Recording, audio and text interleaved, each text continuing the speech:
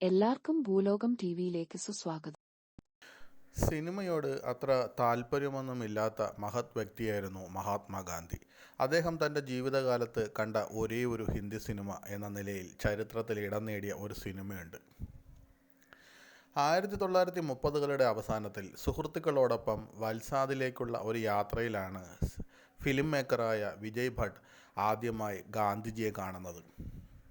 ഒരു film maker എന്നറിഞ്ഞപ്പോൾ എന്തുകൊണ്ട് നിങ്ങൾക്ക് നർസി മേത്തയെക്കുറിച്ച് ഒരു സിനിമ നിർമ്മിച്ചുകൂടാ എന്ന് ഗാന്ധിജി ചോദിച്ചു.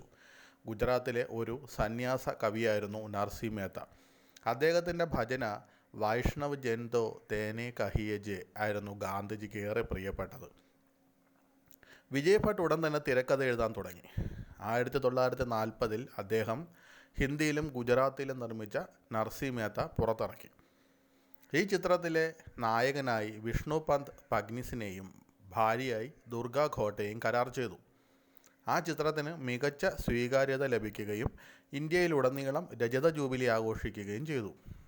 ഗാന്ധിജിക്ക് അത് കാണാൻ കഴിയാത്തതിൽ ഭട്ടിന് വിഷമം തോന്നി. 1943 വിജയ് ഭട്ട് നിർമ്മിച്ച് സംവിധാനം ചെയ്ത രാമരാജ്യം എന്ന ചിത്രമാണ് ഗാന്ധിജി കണ്ടത്. ഹിന്ദിയിൽ ഒരുങ്ങിയ ഈ ചിത്രം 1943 ഇന്ത്യയൊട്ടാകെ പ്രദർശിപ്പിച്ചു. ആ വർഷം ഏറ്റവും കൂടുതൽ കളക്ഷൻ നേടിയ ചിത്രമായും ഇത് മാറി. റിലീസിന് മുമ്പ് ഈ ചിത്രം മഹാത്മാഗാന്ധിയെ കാണിച്ചു അത്രേ.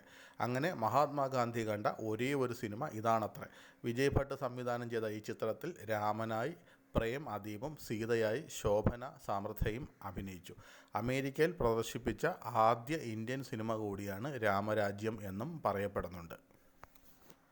കൂടുതൽ അറിവുകൾക്കും കൗതുക വാർത്തകൾക്കും ഭൂലോകം ടിവി സബ്സ്ക്രൈബ് ചെയ്യുക. ഏവർക്കും നന്ദി, നമസ്കാരം.